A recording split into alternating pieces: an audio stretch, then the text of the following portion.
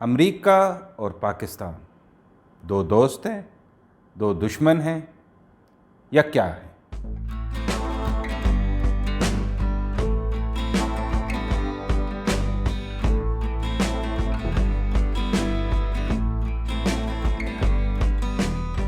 اس بات کو شروع وقت میں ہی ثابت کر دیا گیا کہ نہ تو امریکی پاکستانی کو پسند کرتا ہے اور نہ پاکستانی کو امریکی پسند ہے، لیکن یہ دونوں ایک دوسرے کی ضرورت ہے۔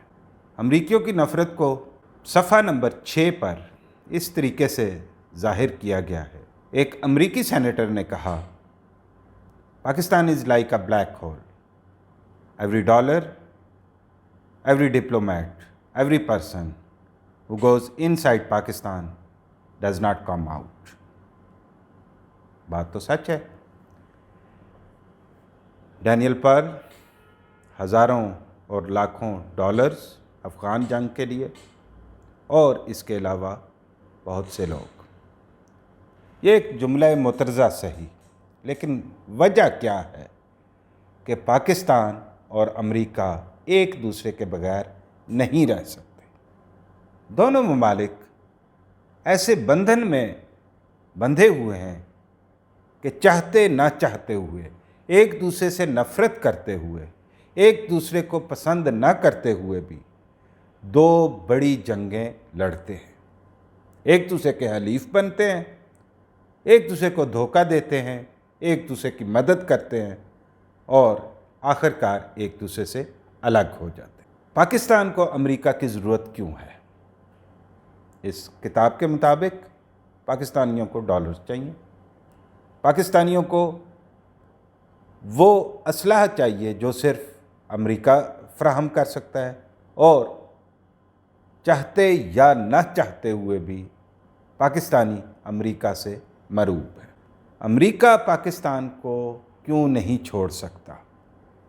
اس کے پیچھے 3 بنیادی وجوہات مصنف نے لکھی ہیں۔ پہلی وجہ کہ اگر پاکستان کو توڑ دیا جائے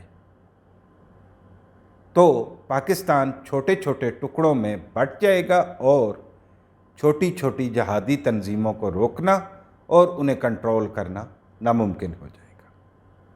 دوسری، پاکستان کا نیوکلیئر پروگرام ایک ایسا نیوکلیئر پروگرام ہے جسے کسی بھی غیر محفوظ ہاتھ میں نہیں دیا جا سکتا۔ تیسرا، امریکہ چاہتا تو ہے کہ انڈیا اس خطے کا چودھری بنے، لیکن امریکہ کسی صورت نہیں چاہتا کہ وہ ایسا چودھری بنے کہ وہ اس کے بھی کنٹرول میں نہ رہے۔ چوتھی وجہ